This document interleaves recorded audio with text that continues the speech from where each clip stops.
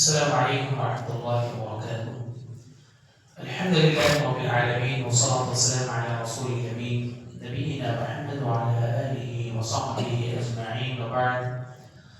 أعوذ بالله من الشيطان الرجيم. إذا تتلى عليه آياتنا قال أساطير الأولين كلا بل ران على قلوبهم ما كانوا يكسبون كلا إنهم عن ربهم يومئذ لمحجوبون ثم إنهم لصالو الجحيم ثم يقال هذا الذي كنتم به تكذبون. سورہ مطففین کی 5 آیات ہیں. آیت نمبر 13 سے لے کر 17 تک آگے ساتھ تلاوت کی گئی.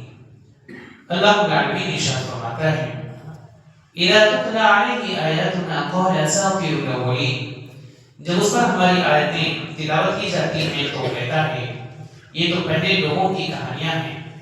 کلا ہرگز نہیں، بل ران على قلوبهم ما كانوا يكسبون، بلکہ ان کے دلوں پر ان کے برے اعمال نے زنگ لگا دیا ہے.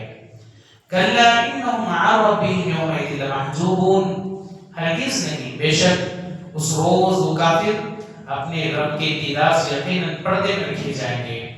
ثم انہم لصالو الجحیم، پھر بے شک وہ ضرور دوزخ میں داخل ہوں گے. ثم یقال هذا الذی کنتم به تکذبون، پھر ان سے کہا جائے گا کہ یہ وہی چیز ہے جسے تم جھٹلایا کرتے تھے.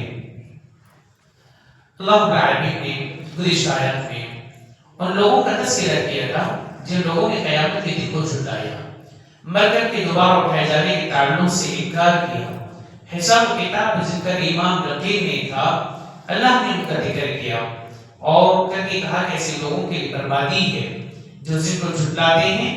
بلکہ یہ لوگ بربادی نہیں بلکہ دنیا میں بہت بڑے گناہ میں مرتکب ہو رہے ہیں. حد سے آگے اللہ تعالیٰ کے فرامین جو ہیں، جو اس کی حد بندی ہے، جو اس کا ایک مسلمان کو جس دائرے میں رہنے کے احکام میں ماننے اور قبول کرنے کے معاملے میں اس سے تجاوز کر رہے ہیں، آگے بڑھ جا رہے ہیں. اللہ تعالیٰ نے انہی لوگوں کا تذکرہ کرتے ہوئے کہا اذا تتلى عليه آیاتنا قال اساطیر الاولین، بلکہ معاملہ یہ کہ جب ان کے اوپر ہماری آیاتیں تلاوت کی جاتی ہیں تو یہ لوگ کہتے ہیں کہ یہ تو پچھلے لوگوں کے قصے ہیں، یہ پچھلے لوگوں کے کہانیاں ہیں، قصے واقعات ہیں. یعنی قرآن مجید کے اوپر وہ الزام لگایا کرتے تھے، یعنی اور یہ کہتے تھے کہ یہ جیسے پچھلے زمانے میں لوگوں سے بہت سارے واقعات من گھڑت بناوٹی جسے سنتے ہیں کہانیوں میں وہ یہ چیز ہوتی ہے، ایسے ہی قرآن مجید میں کہا جا رہا ہے. اللہ تعالیٰ نے اس بات کا انکار، یعنی ان کے جواب ان کے اس بات کا جواب کئی جگہ قرآن میں دیا. اللہ نے یہ جگہ ذکر فرمایا اللہ تعالیٰ نے وَإِذَا قِيلَ لَهُمْ مَاذَا أَنزَلَ رَبُّكُمْ أَسَاطِيرَ قَالُوا أَسَاطِيرَ الْأَوَّلِينَ، جب ان کافروں سے کہا جاتا ہے کہ تمہارے پروردگار نے کیا اتارا ہے، یا جب ان کافروں سے کہا تمہارے پروردگار نے کیا، تو کہتے ہیں وہ تو پہلے لوگوں کی بے اصل کہانیاں ہیں. جب ان سے اس طرح سوال کیا جاتا ہے تو اس میں بھی کہتے ہیں کہ پہلے لوگوں کی بے اصل کا جس کی کوئی دلیل نہیں ہے. بہرحال کفار مشرکین کا طرز ہمیشہ رہا ہے حق کا انکار کرنا اور اس کو جھٹلا دینا. اسی لیے اللہ تعالیٰ نے یہاں پر ان کی اس بات کا ذکر کر کے کیا کہا، کلا ہرگز نہیں، بات ایسے نہیں ہے. بل ران علی قلوبہم ما کانوا یکسبون، بات اصل یہ کہ دلوں پر ان کے برے اعمال نے زنگ لگا دیا ہے. برے یعنی دل پر کن باتوں کے سبب زنگ لگتا ہے، انسان کے گناہوں کے سبب زنگ لگتا ہے. ہم تو جانتے ہیں دنیا میں زنگ کس چیز پر لگتا ہے، لوہے پر لگتا ہے، ایون پر لگتا ہے، انسان کے دل پر بھی زنگ لگتا ہے. ٹھیک ہے وہ زنگ نہیں، وہ زنگ الگ ہوتا ہے لیکن نام تو وہی ہے. انسان کا دل خراب ہوتا ہے اور برباد ہوتا ہے اس کے سبب، یعنی وہ کبھی حق کو نہیں پہچان پاتا اور سچائی کو قبول نہیں کر پاتا جو اس کے دل پر زنگ لگ جاتا ہے. اسی لیے اللہ نے کہا بلکہ ان کے دلوں پر کے برے اعمال نے زنگ لگا دیا.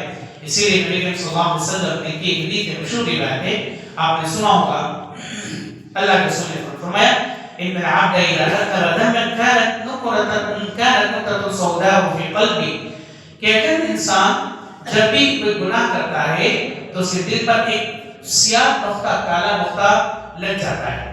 بس اگر وہ توبہ کر لے تو پھر وہ کالا دھبا اس کے دل سے صاف کر دیا جاتا ہے، توبہ کر لیتا ہے. تو اگر توبہ نہیں کرنے کے لیے توبہ نہیں کرتا بلکہ اور گناہ کرتا رہتا ہے تو اس کے کالا جو دھبا جو دل پہ لگایا گیا تھا اس میں اور گاڑھا بناتا جاتا ہے، یہاں تک کہ وہ اسی یعنی کالا نقطہ جو ہے اسے گناہی کے راستہ مزید لگا کر دل کا ضرب مزید چڑھ جاتا ہے اور سب حق کو قبول کرنے کے لائق نہیں ہوتا ہے، حق کو قبول کرنے کے لائق نہیں ہوتا ہے. اللہ کے رسول صلی اللہ علیہ وسلم نے حدیث میں عبارت کا اس کی مثال دے کر کے بیان فرمایا.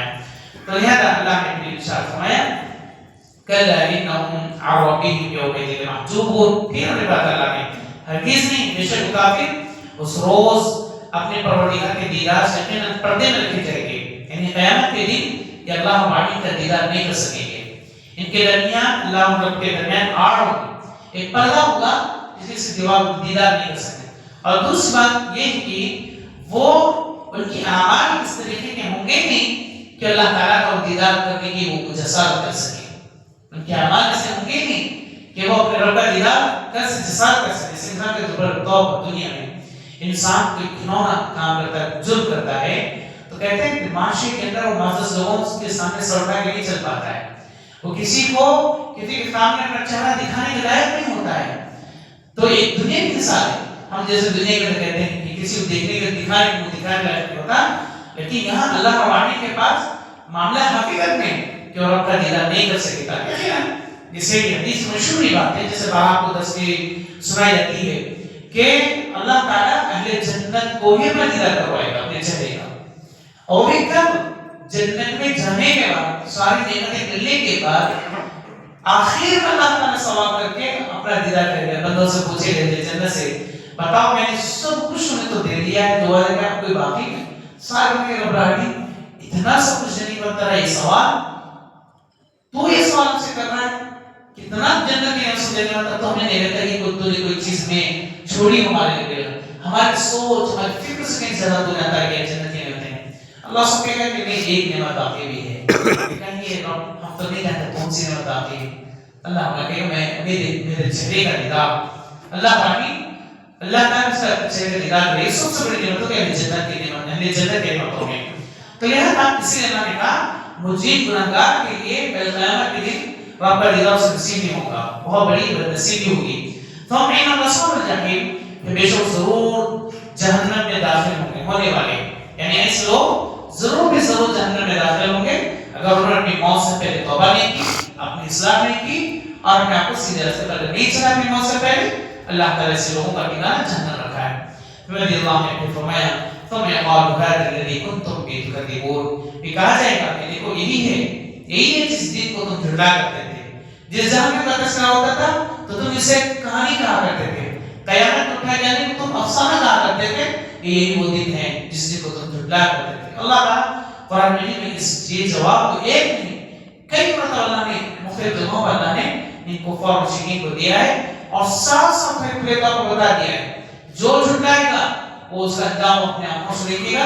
پھر اسی دن آدمی دوبارہ دنیا میں لوٹنا چاہے گا کہ یہ کرنے کے لیے اسے بھی دوبارہ موقع نہیں دیا جائے گا.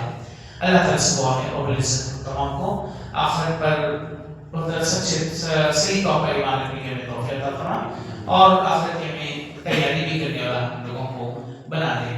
آمین. السلام علیکم.